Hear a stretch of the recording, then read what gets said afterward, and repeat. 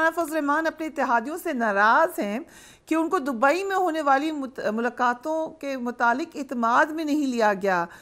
सो अब आपको क्या नज़र आ रहा है, बिफोर द इलेक्शन पीडीएम में दरार पड़ेगी या ख़त्म हो जाएगा?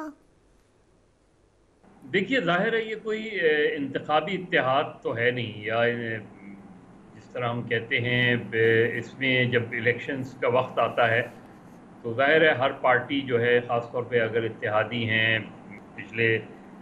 3 साल से इत्तेहादी रहे हैं, जब पीटीआई की गवर्नमेंट थी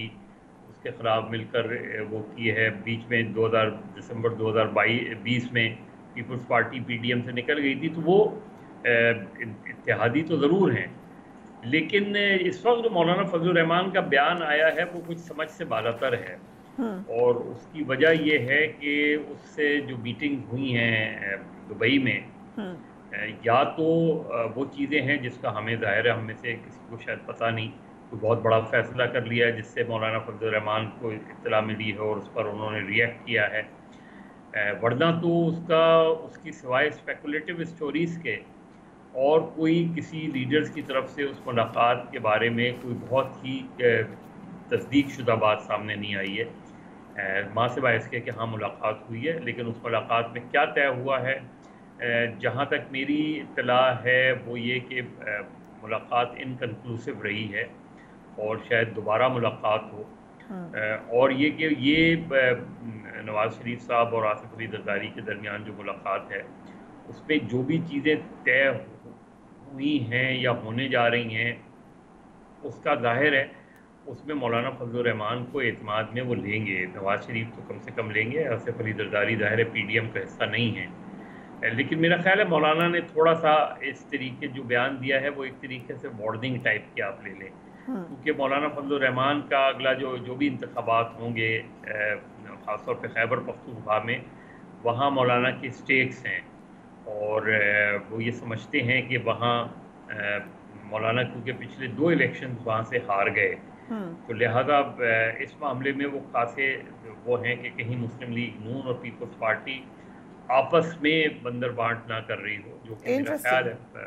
बातचीत ज़रूर उनकी हुई है, लेकिन ना सीट एडजस्टमेंट पे कोई बात हुई है, ना नेक्स्ट प्राइम मिनिस्टर पे यही बात हुई है कि मुस्लिम लीग नून इंटरेस्टेड है, क्या नवाज़ शरीफ साहब इंटरेस्टेड हैं इस तरह की, उसी तरह आसिफ अली जरदारी साहब वो हैं नहीं हैं। तो एक जनरल जो इत्तला मिली है वो ये कि एक जनरल हुई है, किसी कोई ठोस फैसले नहीं हुए, कोई ठोस ऐसी चीज़ें नहीं हुई हैं कि जिसकी वजह से मौलाना फजल रहमान ने को ये बयान देना पड़ा।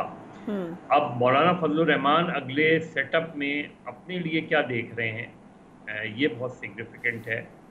ऐन मुमकिन है कि मौलाना फजल रहमान ज़ाहिर है अगर केपी में उनकी पार्टी या बलूचिस्तान में उनकी पार्टी को नशिस्तें मिलती हैं कुछ, तो उसमें मौलाना का स्टेक क्या होगा, इसलिए अगर क्योंकि ये तो तय है कि ये जो पीडीएम है इलेक्शन भले ही अलग अलग प्लेटफॉर्म से लड़े, लेकिन अगर ये इस पोजीशन में आते हैं कि वो अगली गवर्नमेंट बना पाएँ तो डेफिनेटली जो है वो ये कोलिशन वापस इकट्ठा होगी,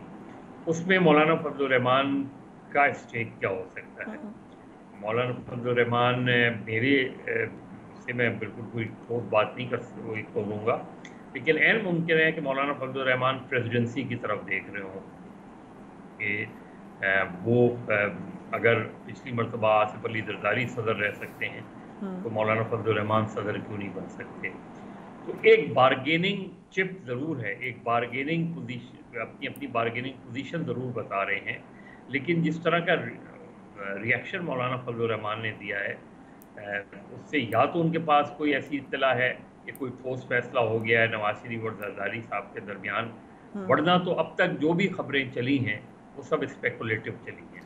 ओके, वेरी इंटरेस्टिंग एनालिसिस। आपने कहा कि स्पेकुलेटिव खबरें हैं, लेकिन एक खबर तो आई कि मियाँ साहब ने नवंबर का गो अहेड दे दिया है अपनी पार्टी को इलेक्शन के लिए। आपको इलेक्शंस होते नजर आ रहे हैं इस साल? जी, मुझे दिखाई दे रहे हैं इलेक्शन इस साल, और मेरा ख्याल है 12 अगस्त को 11-12 अगस्त की दरमियानी शब को असम्बलियाँ ख़त्म हो जाएंगी,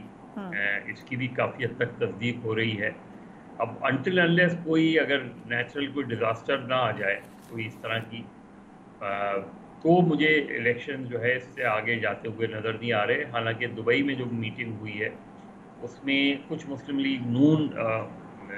کی طرف سے یہ بات ہوئی تھی کہ اگر پاسبل ہو سکے الیکشن کو مارچ تک لے جانے کی, اور اس کی وجہ یہی ہے کہ میاں صاحب اگر آئیں گے سپٹمبر میں, اتنا ٹائم نہیں ہوگا ان کے پاس کہ وہ پورے پنجاب میں اور پورے پاکستان میں مسلم لیگ کی کیمپین کر سکیں. لیکن پیپلز پارٹی اسی بات پہ زور دے رہی ہے کہ الیکشن جو ہے وہ نومبر میں ہو جائیں. تو موسٹ پرابلی لگ یہی رہا ہے کہ الیکشن نومبر میں ہو رہے ہیں. اوکے, ہمارے پروگرام میں محمد مالک صاحب آپ جانتے ہیں, ہمارے سینئر کولیگ ہیں, انہوں نے کہا کہ جب تک موجودہ چیف جسٹس ہیں نواز شریف پاکستان واپس نہیں آتے نظر آ رہے. آج خبریں آئیں وچ آئی سیریسلی ڈاؤٹ, لیکن خبریں آئیں کہ 14 اگست کو ان کی واپسی پر غور ہو رہا ہے, اور انہوں نے کہا ہے کہ وہ جیل جانے کو بھی تیار ہیں. آپ کو کیا لگتا ہے کہ سپٹمبر سے پہلے آئیں گے میاں صاحب یا اس کے بعد آئیں گے؟ نہیں, مجھے نہیں دکھائی دے رہے. ظاہر ہے ابھی بہت سی رکاوٹیں ہیں ان کے لیے, تو مجھے تو اس وقت نہیں لگ رہا. اور اگر وہ رکاوٹیں دور نہیں ہوئی تو عین ممکن ہے کہ وہ پھر نہ آئیں میاں صاحب. لیکن زیادہ تر مسلم لیگ نون کے لوگ یہ پر اعتماد ہیں کہ وہ جو رکاوٹیں ہیں ان کی تاحیات نااہلی والی وہ ہے وہ ختم ہو جائے گی. اور یہ لگ بھی رہا ہے کہ وہ موجودہ چیف جسٹس کے ہوتے ہوئے جو ہے شاید واپس نہ آئیں, اور کیونکہ ان کے ہوتے ہوئے انہیں نہیں لگتا کہ ان کو کورٹ سے کوئی ریلیف مل پائے گا.